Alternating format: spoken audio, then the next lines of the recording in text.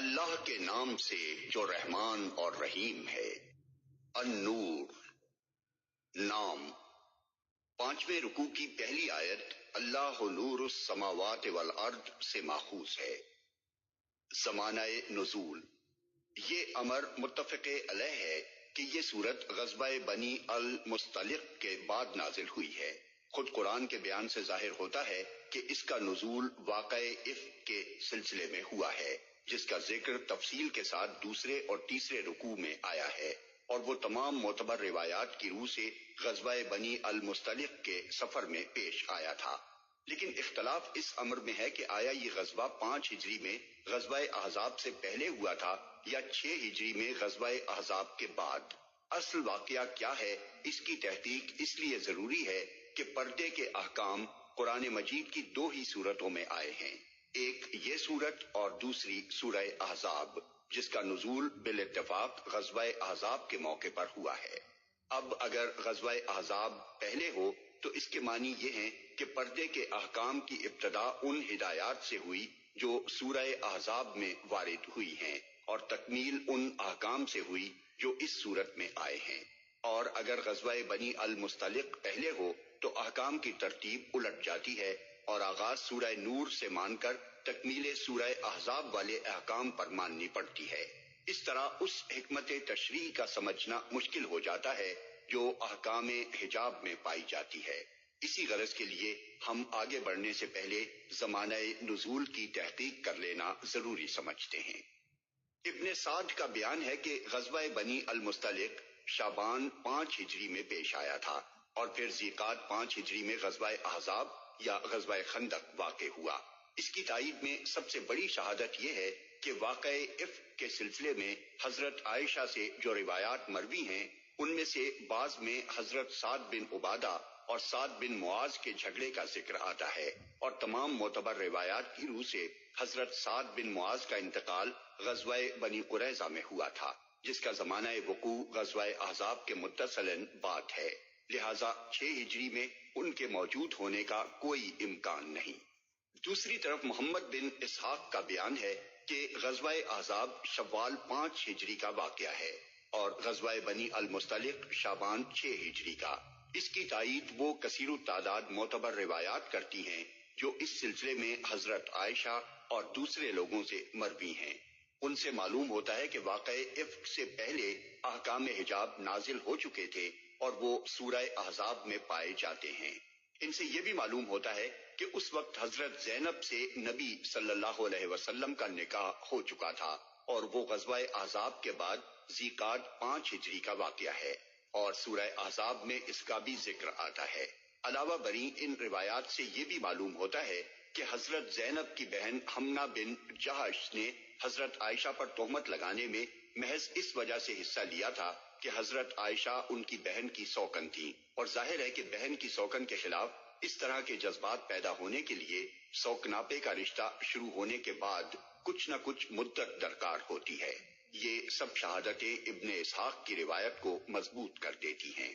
اس روایت کو قبول کرنے میں صرف یہ چیز مانے ہوتی ہے کہ واقع افک کے زمانے میں حضرت سعد بن معاذ کی موجودگی کا ذکر آیا ہے، مگر اس مشکل کو جو چیز رفع کر دیتی ہے وہ یہ ہے کہ اس واقعے کے متعلق حضرت عائشہ سے جو روایات مروی ہیں، ان میں سے بعض میں حضرت سعد بن معاذ کا ذکر ہے اور بعض میں ان کے بجائے حضرت اسید بن حضیر کا، اور یہ دوسری روایت ان دوسرے واقعات کے ساتھ پوری طرح مطابق ہو جاتی ہے جو اس سلسلے میں خود حضرت عائشہ ہی سے مروی ہیں،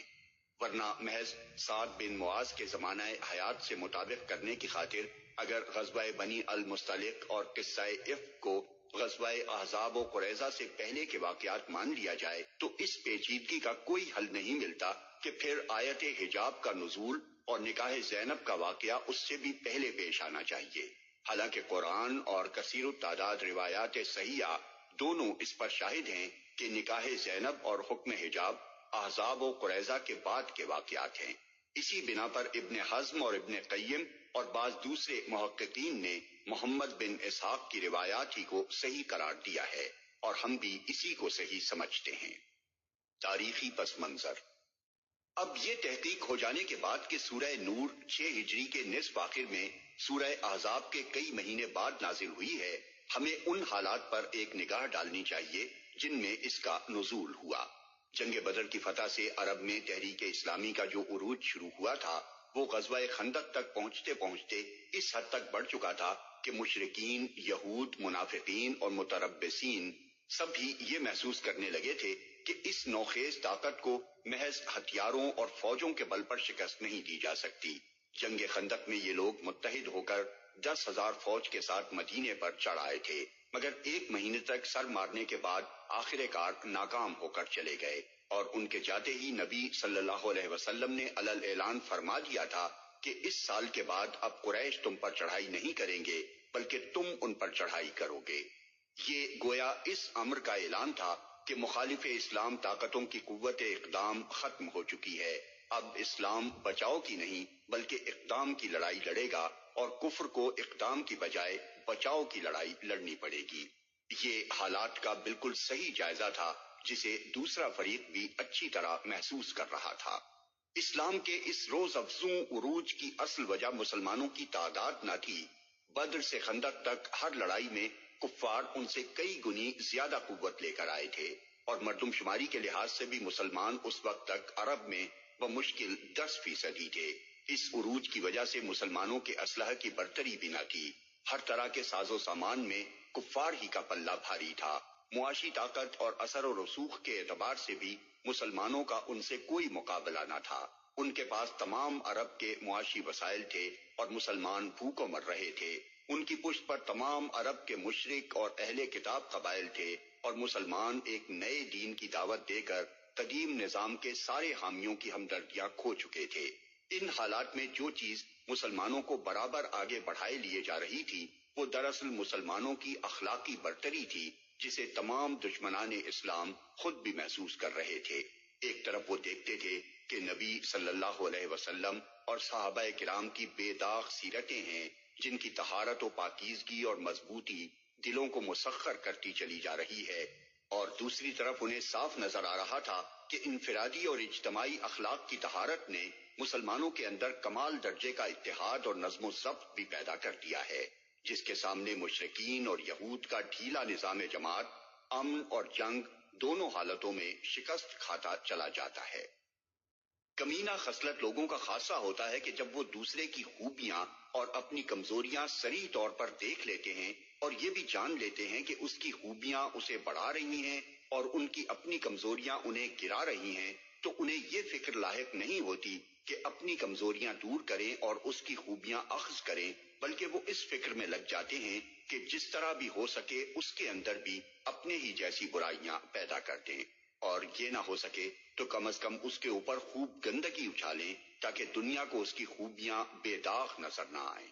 یہی ذہنیت تھی جس نے اس مرحلے پر دشمنان اسلام کی سرگرمیوں کا رخ جنگی کارروائیوں سے ہٹا کر رذیلانہ حملوں اور داخلی فتنہ انگیزیوں کی طرف پھیر دیا، اور چونکہ یہ خدمت باہر کے دشمنوں کی بنسبت خود مسلمانوں کے اندر کے منافقین زیادہ اچھی طرح انجام دے سکتے تھے، اس لیے بالارادہ یا بلا ارادہ طریقہ کار یہ قرار پایا کہ مدینے کے منافقین اندر سے فتنے اٹھائیں اور یہود و مشرکین باہر سے ان کا زیادہ سے زیادہ فائدہ اٹھانے کی کوشش کریں۔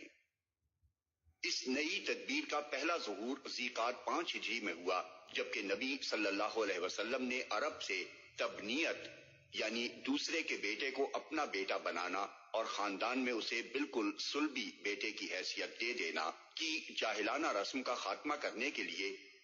خود اپنے متبنہ زید بن حارث کی مطلقہ بیوی زینب بنت جہش سے نکاح کیا۔